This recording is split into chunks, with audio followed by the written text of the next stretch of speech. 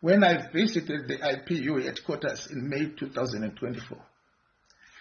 Soon after my release from persecution back home, when I visited the IPU Secretary General to see my pictures of torture being among many members of parliament who have gone through similar trials and tribulations displayed at the headquarters.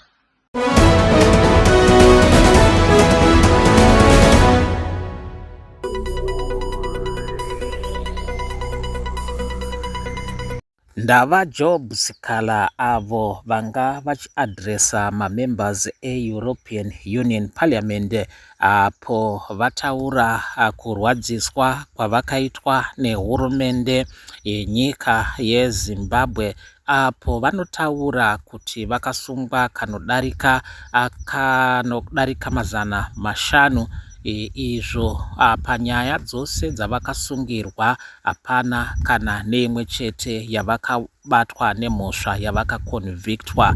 Izvo zvavabata-bata zvavashungurudza vakasvika pakusvimha misodzi vachitsanangura kuti pavakashanyira paramende ye-Interparliamentary Union vakasvikowana mifananidzo yaiva kumadziro yaitaridza kushungurudzwa kwavakanga vaitwa nehurumende yenyika yeZimbabwe. Ndiwo mashoko mureZimbabwe ava Job Sikhala avo vanga vachiadresa mamembers e-European Union Parliament. Adresi inova yavaita online. Ndo mashoko atanga takabata. Regai munzwe zvizere kubva kuna Job Sikhala.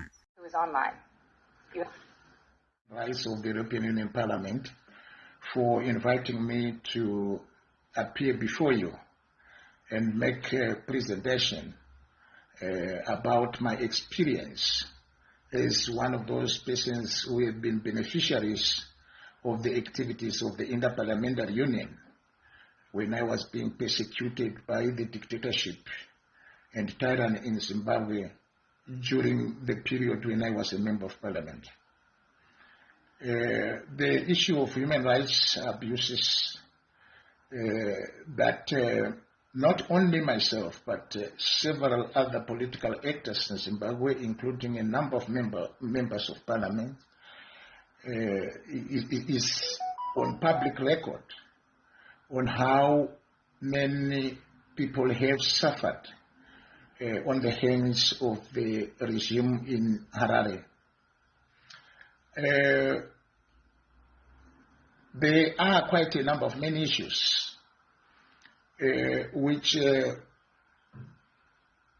beroll the Interparliamentary Union and other international bodies played in protection of those people who have been in occupation of public offices after having been elected to represent the people.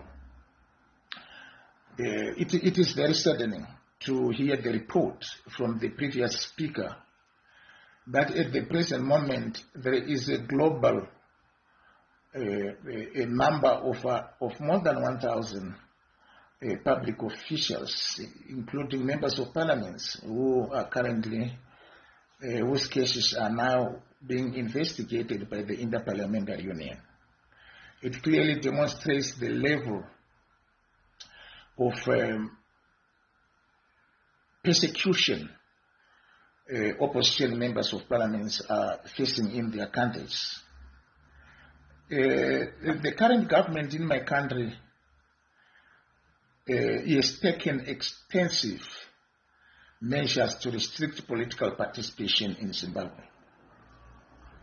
Democratic advocates are facing significant challenges and the lack of safety and security. At the present, they are being subjected to considerable pressure and threats. My persecution by the regime in Harare is well documented.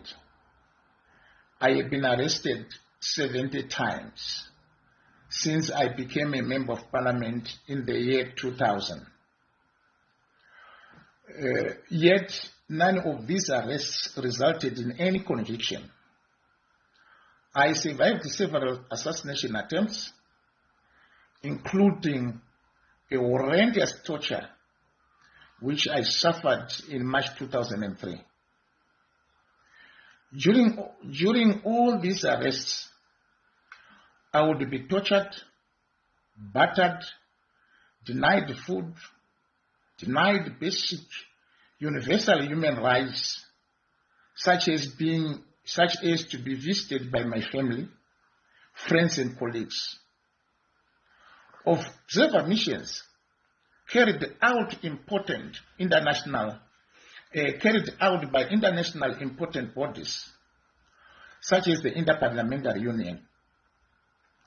During the period of my previous persecution and court trials attested to what I have gone through, the Interparliamentary Union showed ongoing support, not just when they sent an observer team led by Justice Abdul Raham Kani from Botswana to monitor the forced trial I faced during my lengthy pre-trial detention under Zimbabwe's current regime. They also strongly opposed the torture I suffered on the 3rd of March 2003. My picture is publicly displayed at the headquarters of the Interparliamentary Union in Geneva, describing in detail the torture I went through. I was in tears when I visited the IPU headquarters in May 2024. Soon after my release from persecution back home, when I visited the IPU Secretary General to see my pictures of torture being among many members of parliament who have gone through similar trials and tribulations displayed at the headquarters.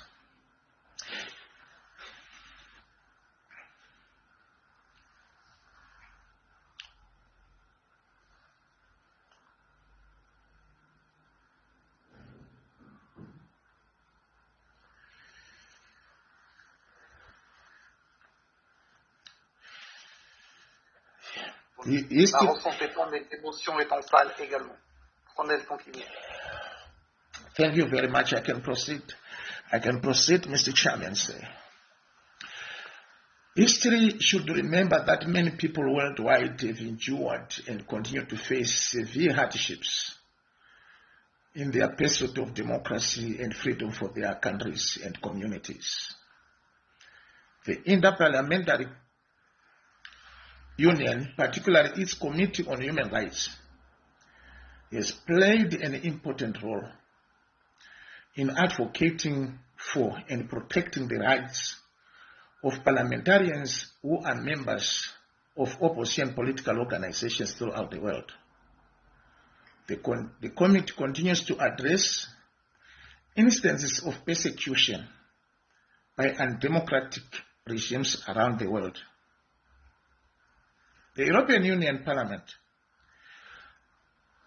specifically this subcommittee on human rights, should follow the commendable example set by the IPU, taking decisive action to address instances of severe human rights violations perpetrated by authoritarian regimes against individuals supporting democratic movements who are regarded as political offenders or political criminals. I think you recently heard how my house was bombed in Zimbabwe on the 30th of August this year, when I was launching my biography book, Footprints in the Chains, The Life Story of Job Sikhala in South Africa.